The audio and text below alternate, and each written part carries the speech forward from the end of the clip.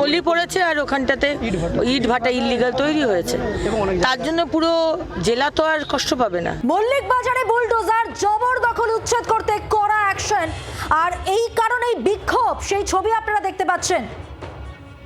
জি 24 ঘন্টা এক্সক্লুসিভলি মল্লিক বাজারে বুলডোজার চলার কারণে বিক্ষোভ,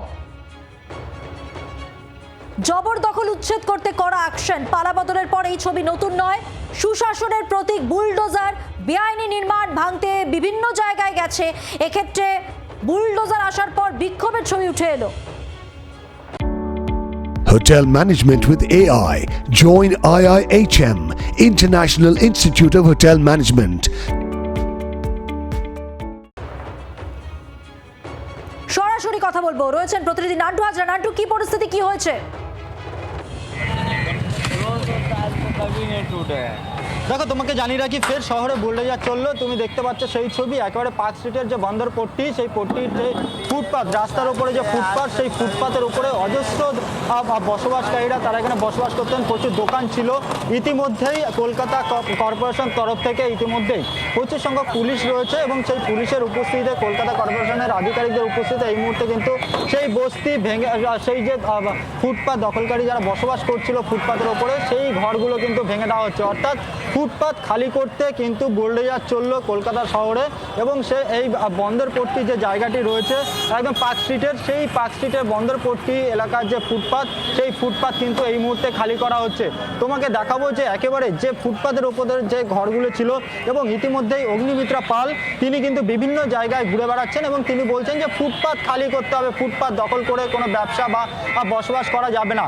এবং সেই মতোই দেখা যাচ্ছে যে এই মুহূর্তে বুলডোজার নিয়ে আসা হয়েছে এবং সেই বুলডোজার দিয়ে এই বন্দরপট্টি যে এলাকা রয়েছে সেই জায়গায় যে ফুটপাথ রয়েছে পার্ক স্ট্রিটের রাস্তার ওপরে, সেই ফুটপাথ কিন্তু এই মুহূর্তে খালি করা হচ্ছে। এবং এই ফুটপাথ খালি করতে গিয়েই কিন্তু বুলডোজার চালাতে হচ্ছে। এবং এখান থেকে প্রচুর বাড়ি রয়েছে এবং তার পাশাপাশি এই প্রচুর জায়গা দোকান থেকেই রয়েছে। নান্টু, যে সেই বাড়ির দোকান কথা বাড়ি তুমি বলছো, যারা ওখানে বসবাস করতেন তারা কি বলছেন?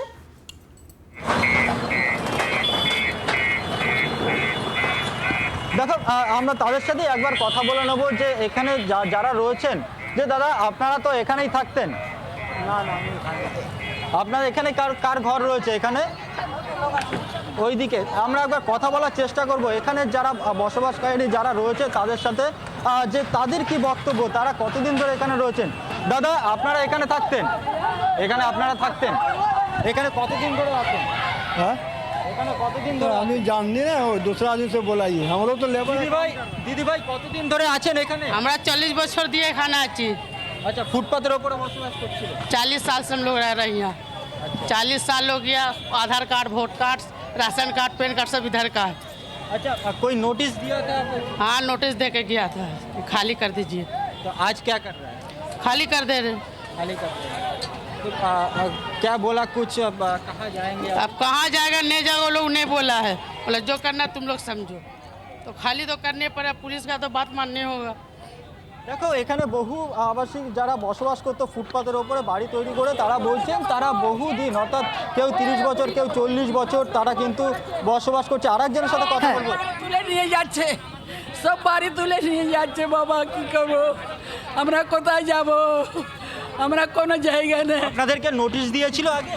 না, নোটিশ দেয় না। আপনাদেরকে উঠে যেতে বলেছিল এখান থেকে? না না, কিছু বলে না। আজকে কি হঠাৎ করে এলো? হ্যাঁ, ডান্স করে এসেছে। 2 মাস আগে বলেছিল। এখন কোথায় যাবে? কোথায় যাবো বলো বাবা, তোমরা আমরা কোথায় যাবো এই রোদ্দুরে পানিতে? আপনারা যে এখানে বসবাস করছেন, এই যে ফুটপাথের ওপরে দখল করে তো বসবাস করা যায় না, তো এখন আপনাদের কি আগে থেকে জানানো হয়েছিল বা আপনাদের কোথাও যাওয়ার? কিছু করতে পারি না বাবা, কিছু করতে পারি না, আমি তো বসে থাকি। আমার বেশ, ছেলে আছে। বোঝা গেছে নান্টু। আপাতত ধন্যবাদ তোমাকে। সরাসরি ছিলেন ঘটনাস্থল থেকে প্রতিনিধি নান্টু হাজরা। এবার মন্ত্রী অগ্নিমিত্রা পাল তিনি কি বলেছিলেন এ প্রসঙ্গে শোনাতে চাইবো। যেগুলো অবৈধভাবে দখল করে আছে সেগুলো কি উচ্ছেদ হবে?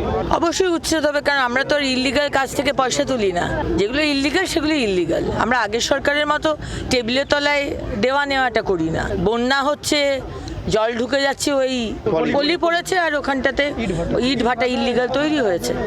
তার জন্য পুরো জেলা তো আর কষ্ট পাবে না। আমি এখন থেকেই বলে দিচ্ছি, যদি সেটা ইল্লিগাল হয়, যারা ইট ভাটা করেছেন আপনারা সরিয়ে নিন, তা না হলে আমাকে বুলডোজার নিয়ে গিয়ে সরাতে হবে। বাংলার আওয়াজ, বাঙালির আবেগ, জি 24 ঘন্টা।